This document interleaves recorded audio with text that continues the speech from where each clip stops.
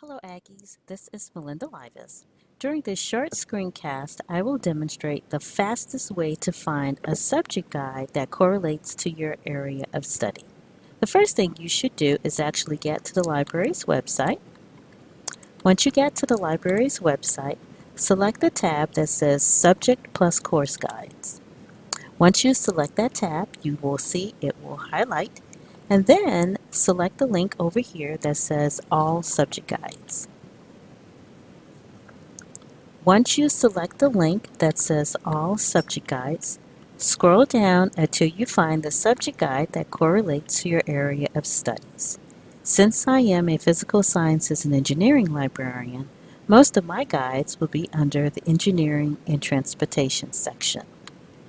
Once you find the guide that correlates to your area of study, there are two questions you should answer. 1. What is the name of your subject librarian? And 2.